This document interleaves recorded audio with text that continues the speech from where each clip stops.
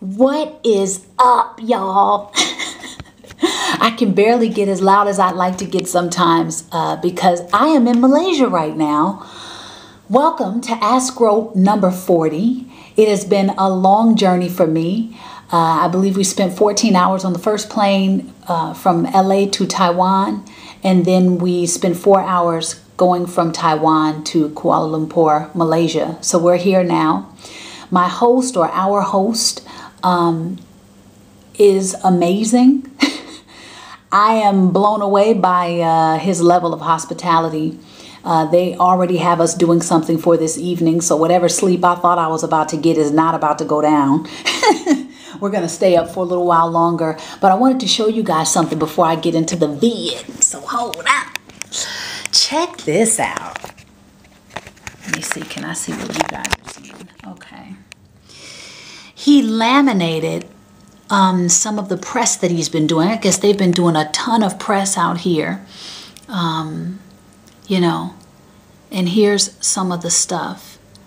I mean, just amazing. And I think even on the other side, this might have been on the cover of this paper or in the cover of the section.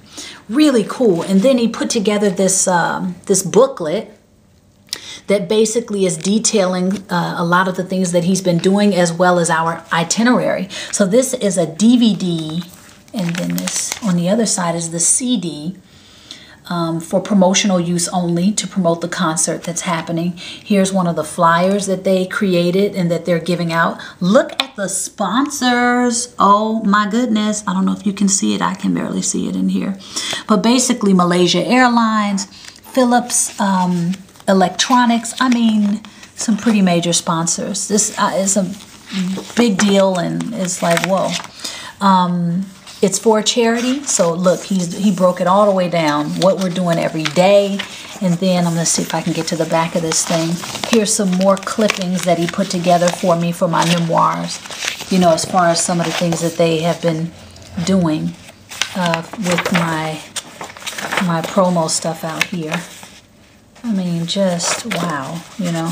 I'm even in a book on the plane on Malaysia Airlines. I didn't even know it. The band members pointed it out to me. So they have really been doing their thing out here. This is my room.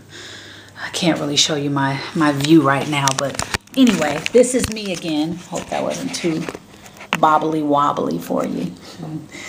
And I have 2 questions in my box. So, RHO 40, Miss R&B, RHO.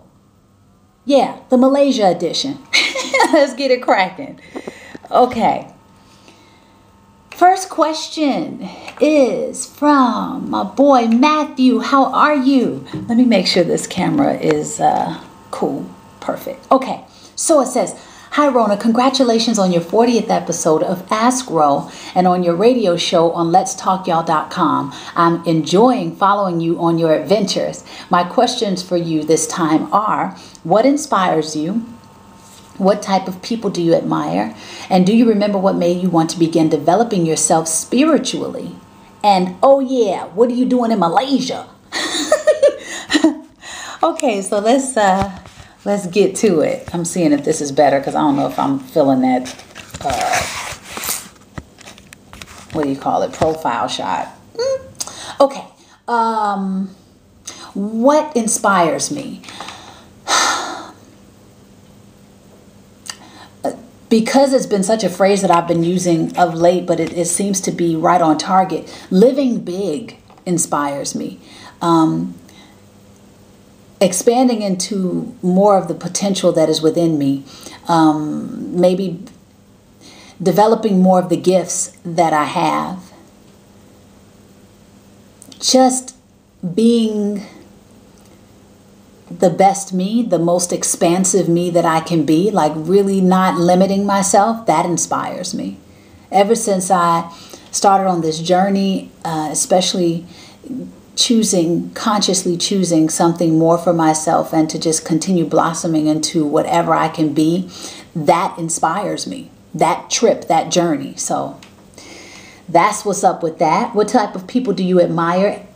What type of people do I have? Champions. I admire people who go after their goals and their dreams. I admire people who are consistent. I admire people who are driven. I admire people who are spiritually evolved. I admire people who care about other people genuinely. I admire people who aren't afraid to be who they are majorly. Do you remember what made you want to begin developing yourself spiritually? Yeah, when I was in Chicago, I grew up in the church, and there were just some things that were unanswered for me that I wanted answers to.